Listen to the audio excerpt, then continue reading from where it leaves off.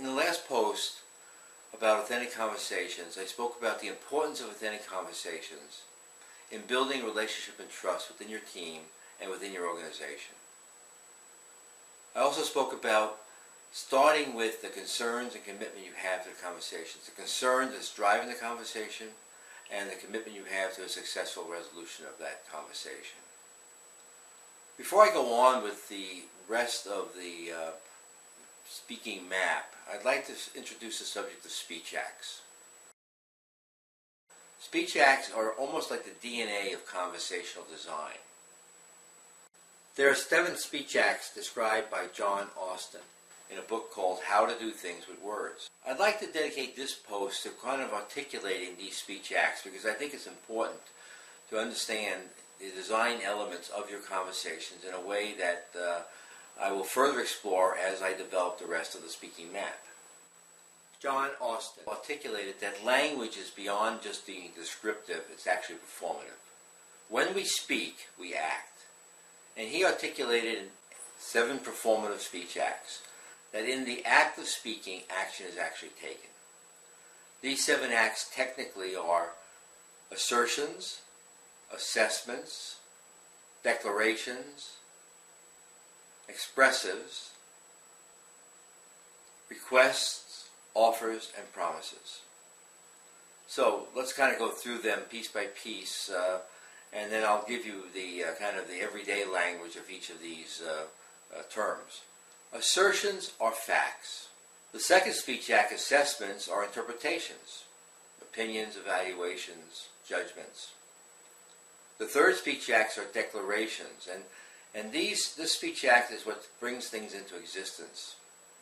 So, for example, when you declare your concerns and you declare your commitment, you bring into existence the context of your authentic conversation. To give you an example of 2 famous declarations is the Declaration of Independence that brought into existence the possibility of America, the United States of America. The other famous declaration is the declaration by Kennedy that would put a man on the moon in a decade and bring him back safely. That declaration created the moon program. There are other declarations that change your life significantly, like, I now pronounce you man and wife. You're guilty, you're innocent. So these are declarations. Declarations are a very powerful speech act, and to a large extent the speech act, or the primary speech act of leadership. Expressives are speech acts dealing with your internal state, your psychological state.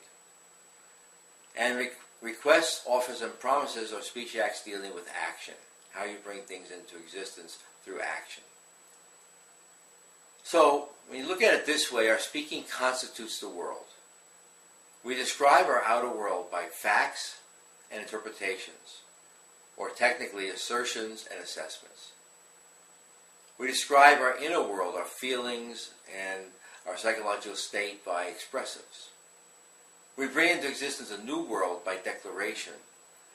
And then we create that world through the requests and offers we make and the promises we make to one another to take action to bring that declaration into existence.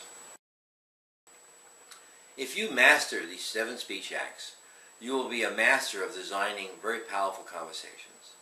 Conversations to build relationship and trust, conversations to resolve breakdowns, conversations of creativity and innovation, conversations of bringing into existence new ways of operating, new ways of doing things that are more powerful, conversations declaring how the world is shifting. So why is this important? This is important because everything that's done between people within an organization is done within the context of a conversation. The conversations you have with yourself and the conversations you have with others. The spoken and the unspoken conversations. And we'll get into more of this as we kind of further define the speaking map, and then also define the whole issue of conversational dynamics and the quality of conversational dynamics, and how the quality of conversational dynamics is directly proportional to the kind of value creation you can create within your organization.